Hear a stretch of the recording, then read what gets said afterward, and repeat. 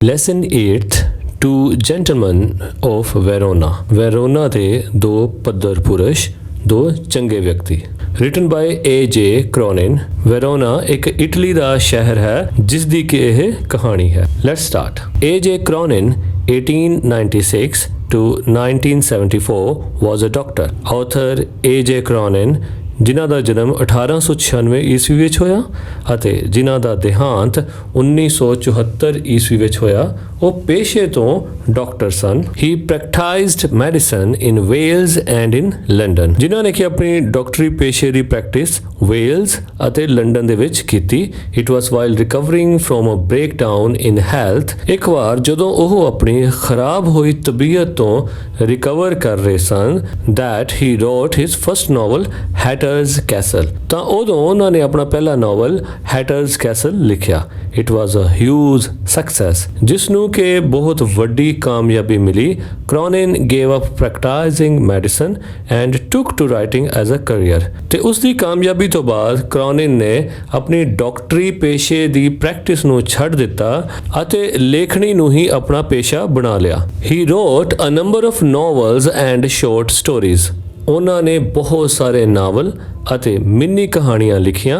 Among his best non novels, ਉਹਨਾਂ ਦੇ ਬਹੁਤ ਹੀ ਜਾਣੇ ਪਹਿਚਾਣੇ ਨਾਵਲਾਂ ਵਿੱਚੋਂ ਦ ਸਿਟਾਡਲ ਭਾਵ ਨਗਰ ਦੀ ਰਾਖੀ ਲਈ ਬਣਾਇਆ ਗਿਆ ਉੱਚੀ ਜਗ੍ਹਾ ਤੇ ਕਿਲਾ, ਦ ਕੀ ਆਫ ਦ ਕਿੰਗਡਮ ਸਾਮਰਾਜ ਦੀ ਚਾਬੀ ਐਂਡ ਦ ਸਪੈਨਿਸ਼ ਗਾਰਡਨਰ ਅਤੇ ਸਪੈਨਿਸ਼ ਮਾਲੀ। The title of the present story, ਮੌਜੂਦਾ ਕਹਾਣੀ ਦਾ ਸਿਰਲੇਖ, is that of one of the early plays of Shakespeare. Shakespeare ਦੁਆਰਾ ਲਿਖੇ ਗਏ ਸ਼ੁਰੂਆਤੀ ਨਾਟਕਾਂ ਦੇ ਵਿੱਚੋਂ ਇੱਕ ਨਾਟਕ ਤੋਂ ਲਿਆ ਗਿਆ ਹੈ। The story recounts the hard life willfully spent by two young boys so that they could pay for the treatment of their sister afflicted with tuberculosis।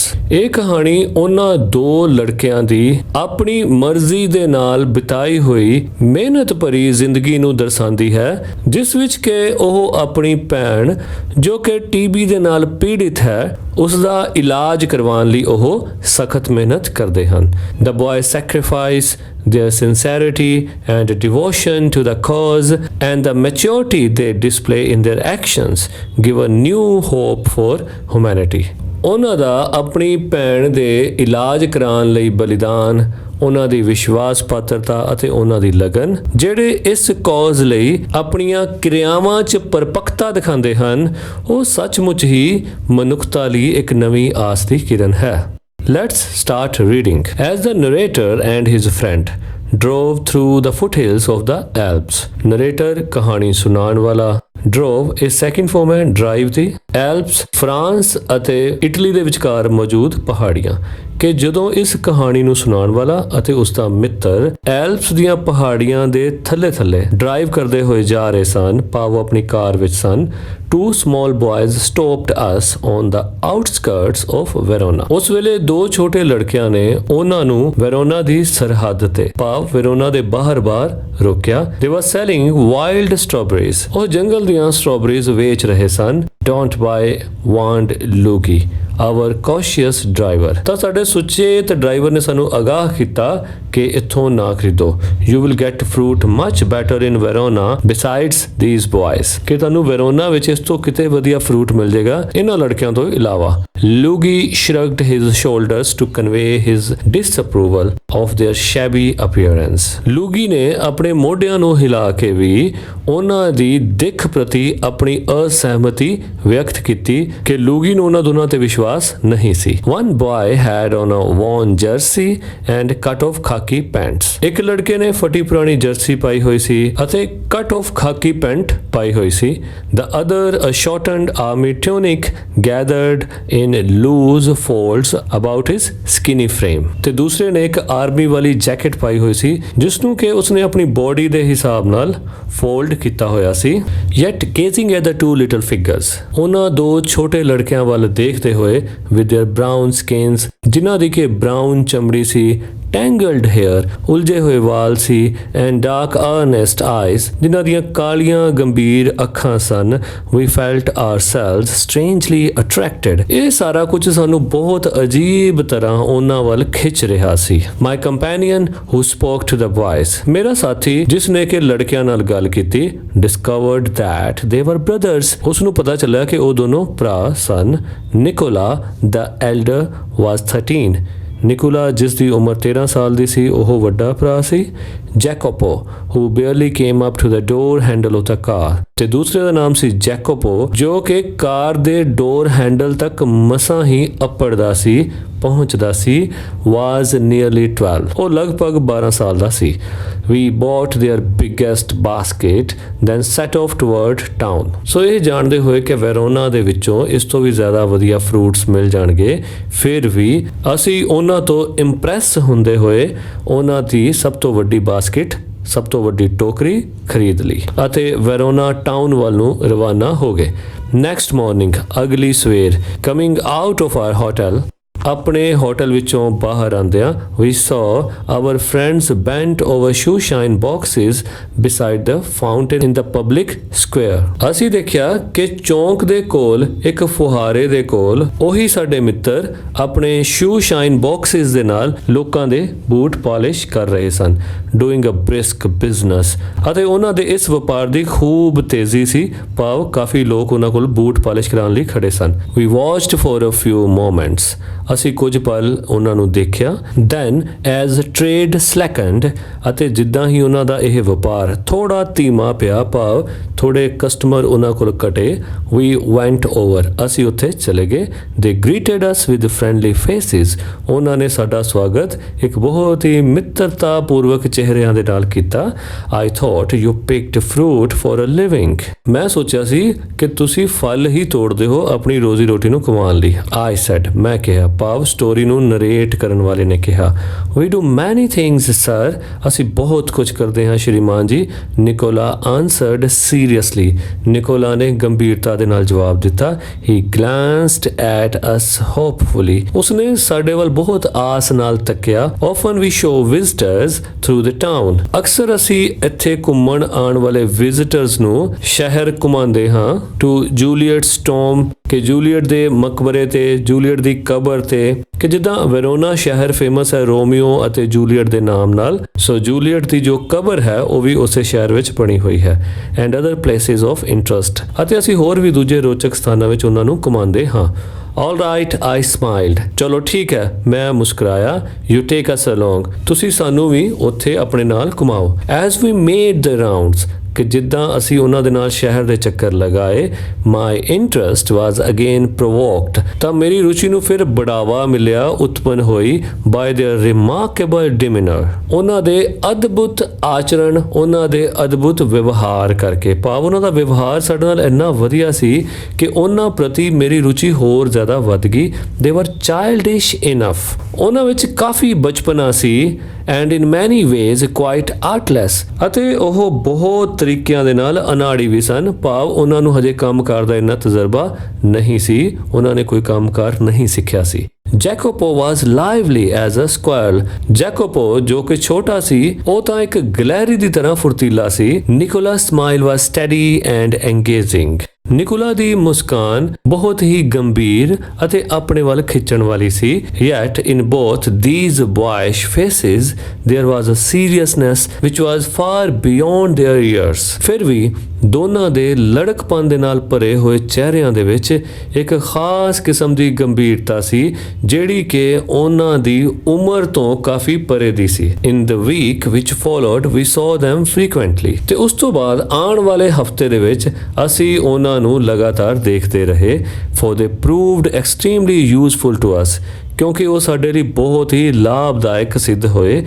If we wanted to pack of American chocolates, ਕਿ ਜੇ ਅਸੀਂ American chocolates ਦਾ ਕੋਈ packet ਲੈਣਾ ਚਾਹੁੰਦੇ ਸੀ, ਔਰ seats for the opera, ਕਿ ਜੇ ਅਸੀਂ ਕੋਈ ਜੋ ਕਿ ਇੱਕ ਸਿੰਗਿੰਗ ਨਾਟਕ ਹੁੰਦਾ ਜਿਹਦੇ ਵਿੱਚ ਓਪਰਾ ਸਿੰਗਰ ਗਾਉਂਦੇ ਹਨ ਤੇ ਨਾਲ-ਨਾਲ ਇੱਕ ਨਾਟਕ ਜਿਹੜਾ ਨਾਲ-ਨਾਲ ਅਨਫੋਲਡ ਹੁੰਦਾ। ਸੋ ਜਦੋਂ ਅਸੀਂ ਉਸ ਓਪਰਾ ਦੀ ਸੀਟ ਵੀ ਲੈਣੀ ਹੁੰਦੀ ਸੀ, ਉਹਦਾ name of a good restaurant, ਤੇ ਜਾਂ ਅਸੀਂ ਇੱਕ ਚੰਗੇ ਰੈਸਟੋਰੈਂਟ ਦਾ ਨਾਮ ਪੁੱਛਣਾ ਹੁੰਦਾ ਸੀ, Nicola and Jacopo could be relied upon to satisfy our needs. ਤਾਂ ਆਪਣੀਆਂ ਲੋੜਾਂ ਦੀ ਸੰਤੁਸ਼ਟੀ ਲਈ ਅਸੀਂ ਨਿਕੋਲਾ ਅਤੇ ਜੈਕੋਪੋ ਤੇ ਆਸ਼ਰਿਤ ਹੁੰਦੇ ਸੀ, ਉਹਨਾਂ ਤੇ ਡਿਪੈਂਡੈਂਟ ਹੁੰਦੇ ਸੀ। What struck one most was their willingness to work. ਕਿਸੇ ਵੀ ਵਿਅਕਤੀ ਨੂੰ ਉਹਨਾਂ ਦੀ ਕੰਮ ਦੇ ਪ੍ਰਤੀ ਇੱਛਾ ਉਹ ਪ੍ਰਭਾਵਿਤ ਕਰਦੀ ਸੀ।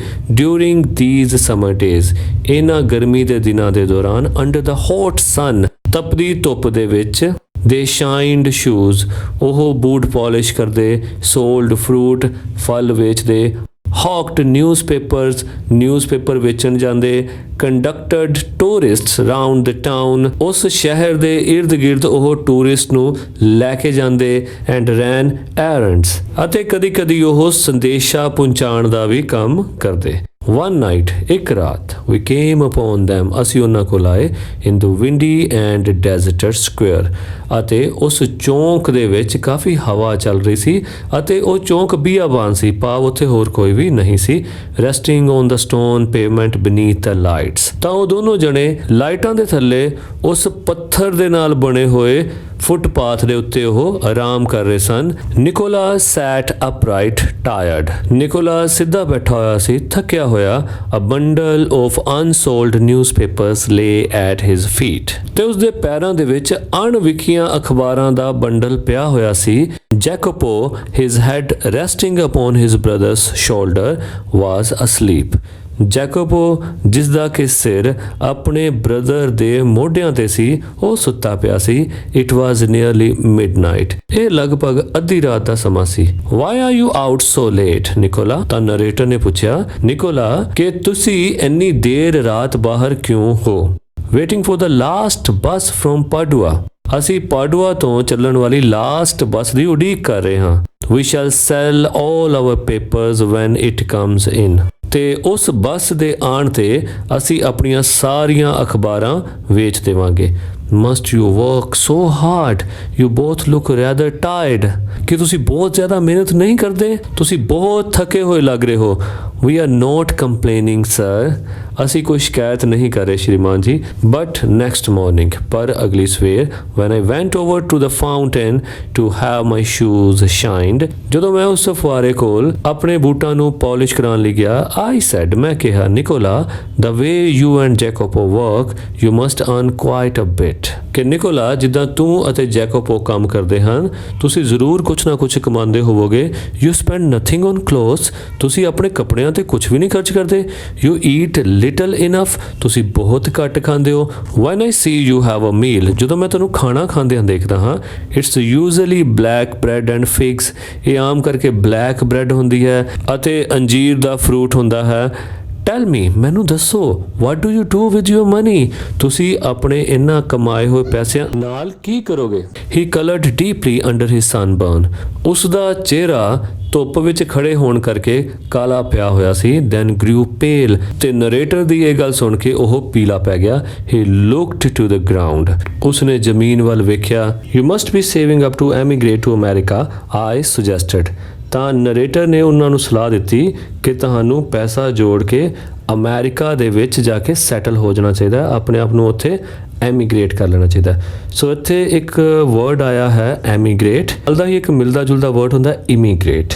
ਸੋ ਐਮੀਗ੍ਰੇਟ ਤੇ ਇਮੀਗ੍ਰੇਟ ਵਿੱਚ ਥੋੜਾ ਜਿਹਾ ਫਰਕ ਹੈ। ਐਮੀਗ੍ਰੇਟ ਤੋਂ ਭਾਵ ਹੁੰਦਾ ਹੈ ਕਿ ਆਪਣੀ ਕੰਟਰੀ ਨੂੰ ਲੀਵ ਕਰਨਾ, to leave your own country and go and live in another country permanently। ਤੇ immigrate ਹੁੰਦਾ ਜਦੋਂ ਤੁਸੀਂ ਕਿਸੇ ਦੇਸ਼ ਦੇ ਵਿੱਚ ਜਾ ਕੇ ਸੈਟਲ ਹੁੰਦੇ ਹੋ, ਕਿ ਤੁਸੀਂ ਉੱਥੇ immigrate ਹੋ ਗਏ। Okay, to immigrate means to enter and settle in a foreign country। ਜਦੋਂ ਤੁਸੀਂ ਇਹ ਕਹਿਣਾ ਹੋਏਗਾ ਕਿ ਮੈਂ ਇੰਡੀਆ ਤੋਂ ਆਸਟ੍ਰੇਲੀਆ ਸੈਟਲ ਹੋ ਰਿਹਾ, ਤੇ ਤੁਸੀਂ ਕਹੋਗੇ ਕਿ I emigrated from India, ਕਿ ਮੈਂ ਇੰਡੀਆ ਤੋਂ ਐਮੀਗ੍ਰੇਟ ਹੋ ਗਿਆ, ਇੰਡੀਆ ਨੂੰ ਛੱਡ ਦਿੱਤਾ ਹੈ। I emigrated from India to Australia 20 years ago। ਤੇ ਦੂਜੇ ਪਾਸੇ ਜੇ ਤੁਸੀਂ ਕਹਿਣਾ ਹੋਵੇ ਕਿ ਅਮਰੀਕਾ ਦੇ ਵਿੱਚ ਇਮੀਗ੍ਰੇਟ ਹੋਣਾ ਔਖਾ ਹੈ, ਫਿਰ ਤੁਸੀਂ ਕਹੋਗੇ to immigrate in America is hard. So ਜਦੋਂ ਤੁਸੀਂ ਆਪਣੇ ਦੇਸ਼ ਨੂੰ ਛੱਡ ਕੇ ਦੂਜੇ ਪਾਸੇ ਜਾਣ ਦੀ ਗੱਲ ਕਰਨੀ ਹੈ, ਉਦੋਂ ਤੁਸੀਂ ਕਹਿਣਾ ਹੈ ਐਮੀਗ੍ਰੇਟ ਫਰੋਮ ਇੰਡੀਆ। ਸੋ ਐਮੀਗ੍ਰੇਟ ਤੋਂ ਭਾਵ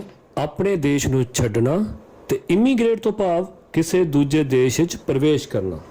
He looked at me sideways. Sideways means ਇੱਕ ਤਰਫ ਤੋਂ। ਸੋ ਉਸਨੇ ਮੇਰੇ ਵੱਲ ਇੱਕ ਤਰਫ ਤੋਂ ਦੇਖਿਆ। Spoke with an effort. ਤੇ ਥੋੜੀ ਜੀ ਕੋਸ਼ਿਸ਼ ਕਰਕੇ ਉਹ ਮੈਨੂੰ ਬੋਲਿਆ, We should greatly like to go to the States. ਕਿ ਅਸੀਂ USA ਜ਼ਰੂਰ ਜਾਣਾ ਚਾਹੁੰਦੇ ਹਾਂ, but here at present we have other plans. ਪਰ ਇੱਥੇ ਵਰਤਮਾਨ ਸਮੇਂ ਵਿੱਚ ਸਾਡੇ ਕੁਝ ਹੋਰ ਪਲਾਨਸ ਹਨ। What plans? ਸੋ ਨਰੇਟਰ ਨੇ ਪੁੱਛਿਆ, ਕਿਹੜੇ ਪਲਾਨਸ ਦੀ ਗੱਲ ਕਰਦੇ ਹੋ? He smiled uncomfortably.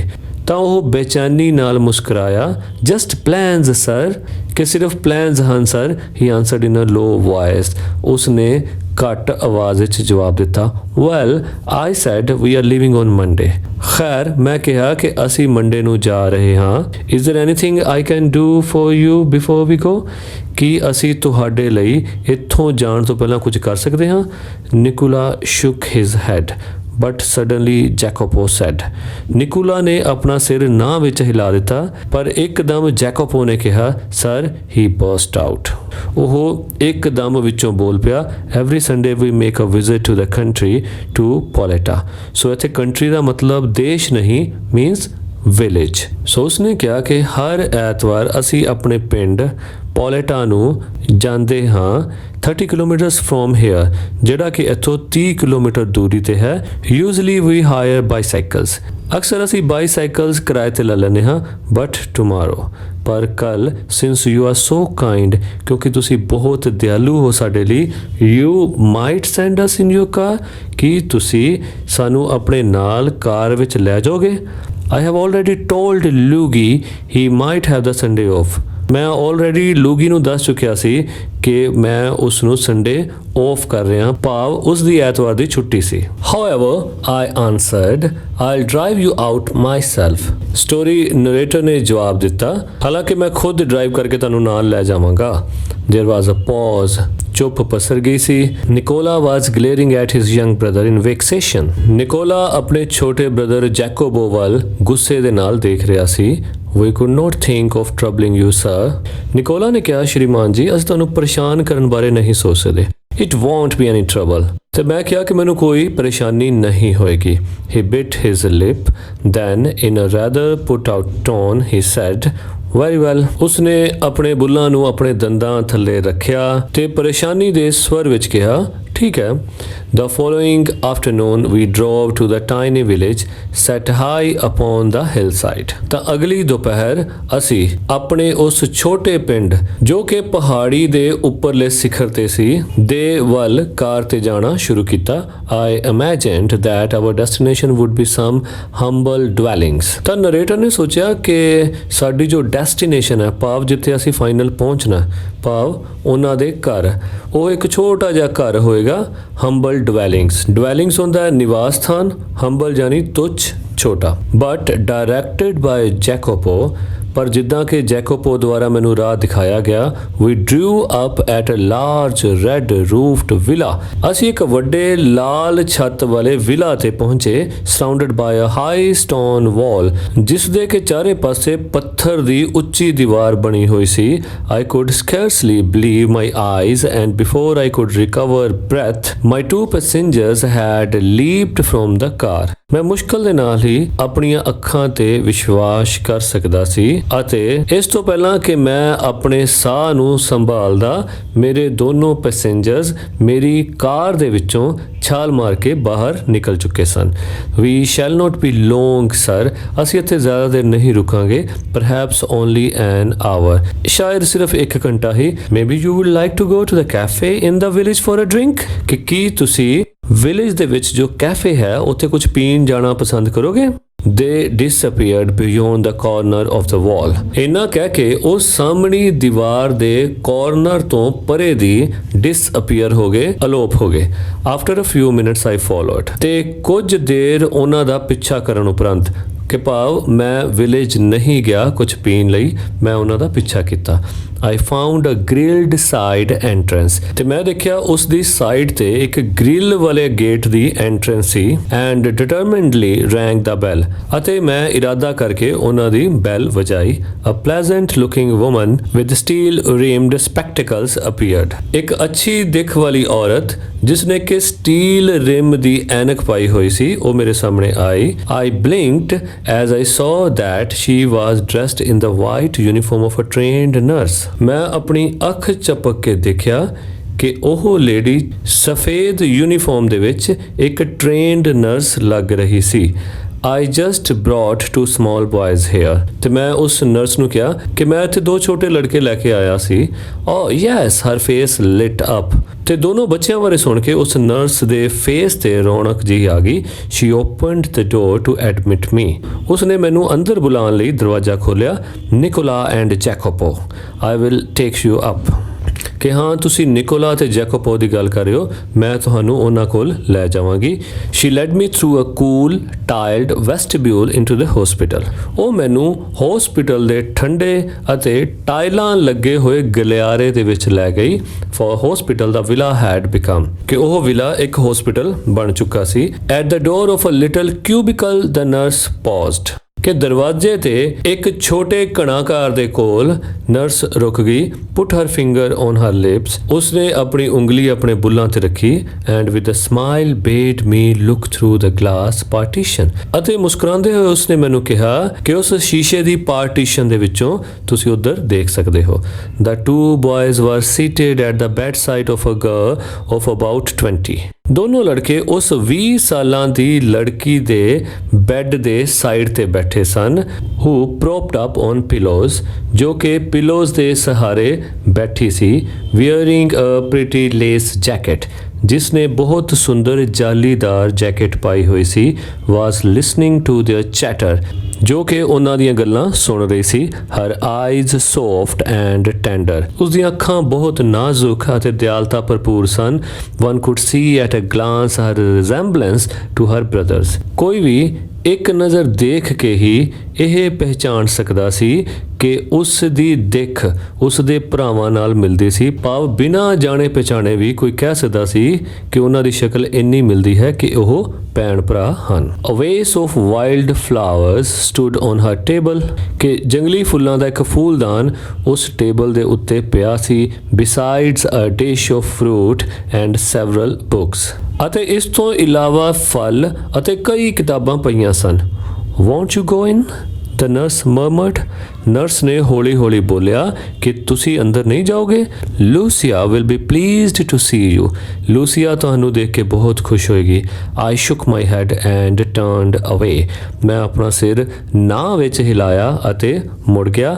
I felt I could not bear to intrude upon this happy family party। ਮੈਂ ਸੋਚਿਆ ਕਿ ਮੈਨੂੰ ਇਸ ਹੈਪੀ ਫੈਮਿਲੀ ਪਾਰਟੀ ਦੇ ਵਿੱਚ ਇੰਟਰੂਡ ਨਹੀਂ ਕਰਨਾ ਚਾਹੀਦਾ, ਭਾਵ ਘੁਸਪੈਠ ਨਹੀਂ ਕਰਨੀ ਚਾਹੀਦੀ, ਬਿਨਾਂ ਆਗਿਆ ਦਖਲ ਨਹੀਂ ਦੇਣਾ ਚਾਹੀਦਾ। But at the foot of the staircase I drew up। ਪਰ ਪੌੜੀਆਂ ਦੇ ਸ਼ੁਰੂ ਹੋਣ ਤੇ ਹੀ ਮੈਂ ਰੁਕ ਗਿਆ and begged her to tell me all she knew about these boys ਅਤੇ ਮੈਂ ਉਸ ਨਰਸ ਨੂੰ ਬੇਨਤੀ ਕੀਤੀ ਕਿ ਮੈਨੂੰ ਸਭ ਕੁਝ ਦੱਸੇ ਜੋ ਕਿ ਉਹ ਇਹਨਾਂ ਲੜਕਿਆਂ ਬਾਰੇ ਜਾਣਦੀ ਸੀ। She was eager to do so। Nurse ਵੀ ਕਾਹਲੀ ਸੀ ਉਹਨਾਂ ਬਾਰੇ ਸਭ ਕੁਝ ਦੱਸਣ ਲਈ। They were, she explained, quite alone in the world ਕਿ ਉਹ ਉਸਨੇ ਬਿਆਨ ਕੀਤਾ ਕਿ ਇਹ ਬਹੁਤ ਇਕੱਲੇ ਹਨ ਇਸ ਦੁਨੀਆ ਵਿੱਚ except this sister Lucia ਭਾਵ ਲੂਸੀਆ ਤੋਂ ਬਿਨਾਂ ਇਹਨਾਂ ਦੋਨਾਂ ਭਰਾਵਾਂ ਦਾ ਕੋਈ ਵੀ ਨਹੀਂ ਹੈ। their father a widower a well known singer ਉਹਨਾਂ ਦੇ ਪਿਤਾ ਜੀ ਇੱਕ ਵਿਡੋਅਰ ਸਨ ਭਾਵ ਉਹਨਾਂ ਦੀ ਵਾਈਫ ਦੀ ਡੈਥ ਹੋ ਚੁੱਕੀ ਸੀ ਜੋ ਕਿ ਆਪਣੇ ਟਾਈਮ ਦੇ ਵਿੱਚ ਇੱਕ ਮਸ਼ਹੂਰ ਗਾਇਕ ਸਨ had been killed in early part of the war ਜਿਨ੍ਹਾਂ ਨੂੰ ਕਿ ਯੁੱਧ ਦੇ ਸ਼ੁਰੂਆਤ ਵਿੱਚ ਹੀ ਮਾਰ ਦਿੱਤਾ ਗਿਆ ਸੀ। shortly afterward a bomb had destroyed their home ਅਤੇ ਉਸ ਤੋਂ ਕੁਝ ਦੇਰ ਬਾਅਦ ਹੀ ਇੱਕ ਬੰਬ ਨੇ ਉਹਨਾਂ ਦਾ ਘਰ ਵੀ ਤਬਾਹ ਕਰ ਦਿੱਤਾ and thrown 3 children into the streets ਅਤੇ ਜਿਸ ਨਾਲ ਤਿੰਨੋਂ ਬੱਚੇ ਗਲੀਆਂ ਦੇ ਵਿੱਚ ਰੁਲਣ ਲਈ ਆ ਗਏ। They had always known a comfortable and cultured life. ਉਹਨਾਂ ਦੀ ਹੁਣ ਤੱਕ ਦੀ ਜ਼ਿੰਦਗੀ ਬੜੀ ਹੀ ਸੁੱਖਾਂ ਲੱਦੀ ਅਤੇ ਸਲੀਕੇ ਵਾਲੀ ਸੀ। Lucia had herself been training as a singer. Lucia ਵੀ ਸਿੰਗਰ ਬਣਨ ਲਈ ਟ੍ਰੇਨਿੰਗ ਲੈ ਰਹੀ ਸੀ and they had suffered horribly from near starvation and exposure to the cold winter. ਅਤੇ ਨਾਲ ਹੀ ਉਹਨਾਂ ਨੂੰ ਭੁੱਖਮਰੀ ਅਤੇ ਬਹੁਤ ਜ਼ਿਆਦਾ ਠੰਡ ਦਾ ਵੀ ਸ਼ਿਕਾਰ ਹੋਣਾ ਪਿਆ ਸੀ। For months they had barely kept themselves alive in a sort of shelter they built with their own hands amidst the rubble। ਕਈ ਮਹੀਨਿਆਂ ਤੱਕ ਤਾਂ ਉਹਨਾਂ ਨੇ ਆਪਣੇ ਹੱਥਾਂ ਦੇ ਨਾਲ ਉਸ ਮਲਬੇ ਦੇ ਵਿੱਚੋਂ ਬਣਾਏ ਹੋਏ ਘਰ ਵਿੱਚ ਹੀ ਰਹਿ ਕੇ ਆਪਣੇ ਆਪ ਨੂੰ ਜ਼ਿੰਦਾ ਰੱਖਿਆ, ਉਹਦੇ ਵਿੱਚ ਉਹਨਾਂ ਨੇ ਸਹਾਰਾ ਲਿਆ। Then for 3 years the Germans ruled the city। ਤਾਂ ਉਸ ਵਰਲਡ ਵਾਰ ਤੋਂ ਬਾਅਦ ਜਰਮਨਸ ਨੇ ਉਸ ਸ਼ਹਿਰ ਤੇ ਰਾਜ ਕੀਤਾ। The boys grew to hate the Germans। ਇਹ ਦੋਨੋਂ ਲੜਕੇ ਜਰਮਨੀ ਦੀ ਗਵਰਨਮੈਂਟ ਨੂੰ ਨਫ਼ਰਤ ਕਰਦੇ ਕਰਦੇ ਵੱਡੇ ਹੋਏ। When the resistance movement began secretly to form they were among the first to join। ਜਦੋਂ ਜਰਮਨਸ ਨੂੰ ਆਪਣੇ ਦੇਸ਼ ਵਿੱਚੋਂ ਬਾਹਰ ਕੱਢਣ ਲਈ ਵਿਰੋਧ ਭਰਿਆ ਅੰਦੋਲਨ ਚੱਲਿਆ ਤਾਂ ਉਸ ਅੰਦੋਲਨ ਵਿੱਚ ਭਾਗ ਲੈਣ ਵਾਲਿਆਂ ਵਿੱਚ ਇਹ ਮੋਹਰੀ ਸਨ। When the war was over ਜਦੋਂ ਯੁੱਧ ਖਤਮ ਹੋਇਆ and we have peace at last ਤੇ ਅੰਤ ਵਿੱਚ ਜਦੋਂ ਸ਼ਾਂਤੀ ਸਥਾਪਿਤ ਹੋ ਗਈ they came back to their beloved sister। ਫਿਰ ਉਹ ਦੁਬਾਰਾ ਆਪਣੀ ਪਿਆਰੀ ਭੈਣ ਕੋਲ ਆ ਗਏ and they found her suffering from tuberculosis of the spine। ਤਾਂ ਉਹਨਾਂ ਨੇ ਆਪਣੀ ਭੈਣ ਨੂੰ ਰੀੜ੍ਹ ਦੀ ਹੱਡੀ ਦੇ TB ਦਾ ਸ਼ਿਕਾਰ ਪਾਇਆ। she paused took a quick breath ਤੇ ਇੰਨਾ ਕਹਿੰਦੇ ਹੋਏ ਨਰਸ ਰੁਕੀ, ਉਸਨੇ ਫਟਾਫਟ ਸਾਹ ਲਿਆ। did they give up? ਤੇ ਮੈਂ ਪੁੱਛਿਆ ਕੀ ਫਿਰ ਉਹਨਾਂ ਨੇ ਹੌਸਲਾ ਛੱਡ ਦਿੱਤਾ ਸੀ? I do not have to answer that question। ਤਾਂ ਮੈਨੂੰ ਇਸ ਕੁਐਸਚਨ ਦਾ ਜਵਾਬ ਨਹੀਂ ਦੇਣਾ ਚਾਹੀਦਾ। they brought her here। ਤਾਂ ਉਸਦੇ ਦੋਨੋਂ ਬ੍ਰਦਰ ਆਪਣੀ ਸਿਸਟਰ ਨੂੰ ਇਸ ਹਸਪੀਟਲ ਲੈ ਆਏ। persuaded us to take her into the hospital। ਤਾਂ ਉਹਨਾਂ ਨੇ ਸਾਨੂੰ ਆਪਣੀ ਸਿਸਟਰ ਨੂੰ ਇਸ ਹਸਪੀਟਲ ਵਿੱਚ ਰੱਖਣ ਲਈ ਮਨਾਇਆ। in the 12 months she has been our patient। she has made good progress। 12 ਮਹੀਨੇ ਹੋ ਗਏ ਹਨ ਉਹ ਸਾਡੀ ਮਰੀਜ਼ ਹੈ ਅਤੇ ਉਸ ਦੀ ਸਿਹਤ ਵਿੱਚ ਵੀ ਹੁਣ ਕਾਫੀ ਫਰਕ ਪੈ ਗਿਆ ਹੈ। there is every hope that one day she will walk and sing again। ਹੁਣ ਹਰ ਤਰ੍ਹਾਂ ਦੀ ਉਮੀਦ ਹੈ ਉਹ ਇੱਕ ਨਾ ਇੱਕ ਦਿਨ ਹੁਣ ਜ਼ਰੂਰ ਚੱਲੇਗੀ ਅਤੇ ਦੁਬਾਰਾ ਗਾਏਗੀ। Of course everything is so difficult now, food so scarce and dear। ਹਾਂ ਯਕੀਨਨ ਹੁਣ ਸਾਰਾ ਕੁਝ ਬਹੁਤ ਔਖਾ ਹੋ ਗਿਆ ਹੈ, ਅਨਾਜ ਦੀ ਬਹੁਤ ਕਮੀ ਆ ਗਈ ਹੈ, ਭਾਵ ਇਕੱਠਾ ਕਰਨਾ ਬਹੁਤ ਔਖਾ ਹੈ and dear ਅਤੇ ਪੈਸੇ ਨੂੰ ਵੀ ਇਕੱਠਾ ਕਰਨਾ ਬਹੁਤ ਔਖਾ ਹੈ। We could not keep going unless we charged a fee। ਅਸੀਂ ਵੀ ਇਹ ਸਭ ਨਾਲ ਅੱਗੇ ਨਹੀਂ ਵਧ ਸਕਦੇ ਜੇ ਅਸੀਂ ਉਹਨਾਂ ਤੋਂ ਕੋਈ ਫੀ ਚਾਰਜ ਨਾ ਕਰੀਏ। But every week ਪਰ ਹਰ ਹਫਤੇ Lucia's brother have made their payment। Lucia ਦੇ ਭਰਾ ਸਾਨੂੰ ਪੇਮੈਂਟ ਦੇ ਜਾਂਦੇ ਹਨ। she added simply ਉਸਨੇ ਸਰਲਤਾ ਦੇ ਨਾਲ ਹੋਰ ਕਿਹਾ I don't know what they do। ਮੈਂ ਨਹੀਂ ਜਾਣਦੀ ਕਿ ਉਹ ਕੀ ਕਰਦੇ ਹਨ। I do not ask। ਮੈਂ ਉਹਨਾਂ ਨੂੰ ਪੁੱਛਦੀ ਵੀ ਨਹੀਂ। work is scarce in Verona। Verona ਵਿੱਚ ਕੰਮ ਦੀ ਘਾਟ ਹੈ but whatever it is ਪਰ ਜੋ ਵੀ ਉਹ ਕਰਦੇ ਹੋਣ I know they do it well। ਮੈਂ ਸਿਰਫ ਇੰਨਾ ਜਾਣਦੀ ਹਾਂ ਕਿ ਉਹ ਇਸ ਨੂੰ ਬਹੁਤ ਚੰਗੇ ਤਰੀਕੇ ਨਾਲ ਕਰਦੇ ਹਨ। yes I agreed they couldn't do it better। ਤੇ ਨਰੇਟਰ ਨੇ ਕਿਹਾ ਹਾਂ ਮੈਂ ਵੀ ਸਹਿਮਤ ਹਾਂ ਕਿ ਉਹ ਇਸ ਤੋਂ ਚੰਗਾ ਨਹੀਂ ਕਰ ਸਕਦੇ। I waited outside until the boys rejoined me। ਮੈਂ ਬਾਹਰ ਖੜੇ ਹੋ ਕੇ ਵੇਟ ਕੀਤੀ ਜਦ ਤੱਕ ਕਿ ਉਹ ਲੜਕੇ ਮੈਨੂੰ ਦੁਬਾਰਾ ਨਹੀਂ ਮਿਲੇ।